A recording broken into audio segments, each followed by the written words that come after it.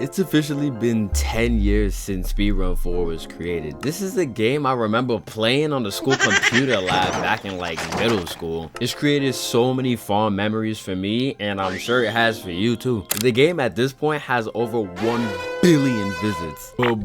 Billion with a B.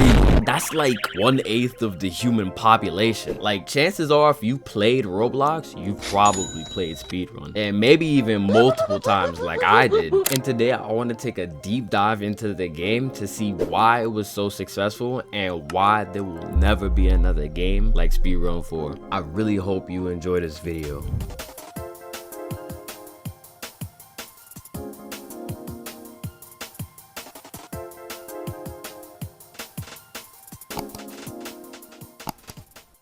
In order to see what made Speedrun so popular in the first place, we need to go back, like way back, to when Roblox was a simpler game. Back to when people was still calling Roblox the Lego game or the Minecraft ripoff, because this is what Roblox looked like. Games back then didn't have the level of polish that games do today. This is of course because game developers were less experienced back then. So one of the most common kinds of games you would see on Roblox are obbies. Obbies are really simplistic little parkour games that Roblox players would just eat up.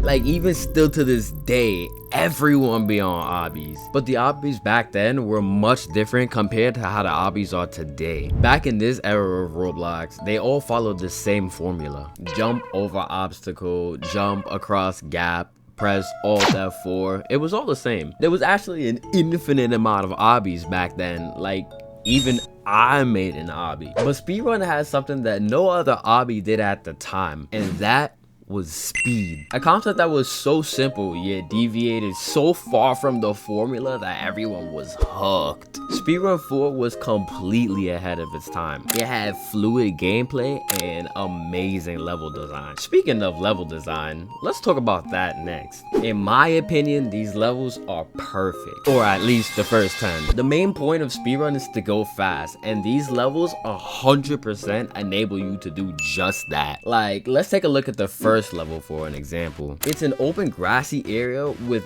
pretty big jumps, if we're being honest, but because you're running so fast, you can clear these gaps without ever feeling like you're in any danger of failing. And this gets you adjusted to your new speed that you'll be running at for the rest of the game. Then we move on to level 2. Now, it's just as open as the first level to stay beginner friendly, but introduces a threat. This comes in the form of a cactus. Touching a cactus will pack you up back to the start of the level. This also lets the player know that there can be other forms of small little threats present in other levels, and to stay alert. Now we move to level 3. This is the first level that's not open and actually forces you to think about your jumps. And for many, this is where we take our first deaths. But notice how while the level isn't open anymore, it doesn't ever hurt the fluidity of the gameplay. That is the key to Speedrun's success. Love or hate the levels, there are some really bad levels. None of them really hurt the fluidity, you know? This gives the game a ton of replayability, which isn't really common in a lot of obbies. Like, if you played a random obby with your friend and y'all both beat it, are you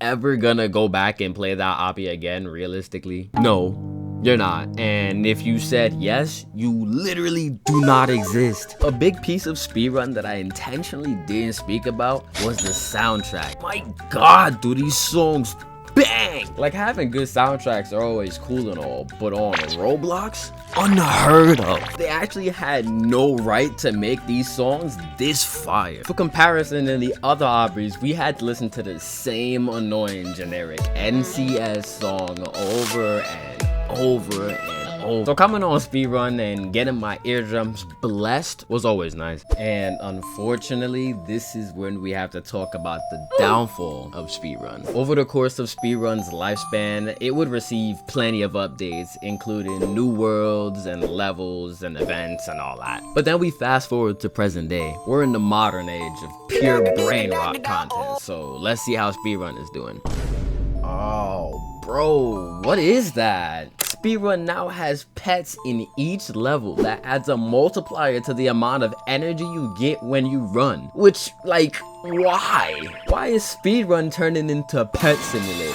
Why is speedrun convert into the modern age of Roblox brain rot? You know, it's just a little bit sad to see a game that I loved growing up for being different than the competition just straight up conforming to more brain rot. I've already played speedrun multiple times and I love the memories that it made for me. So if the new generation needs their brain rot to enjoy the speedrun experience, then so be it. To be honest, the pets ain't even really bothering me. When I want to play speedrun again in the future, it'll still be there, thriving. And as long as this game keeps creating fun memories for people, it'll last forever. And I think that's something we should all appreciate. And yeah, that's the end of the video. This one was a little different than usual. I've never really tried making like a video essay before, so I'm sorry if you like watch my content and it just seems super serious and like out of nowhere. I don't know. I'm just trying out new ideas, see what sticks on YouTube. So if you could hit the like button and subscribe, it would actually help me out a lot. That's enough yapping for me. I'll most likely go back to my regular style of content after this, but yeah, I'll see y'all safe.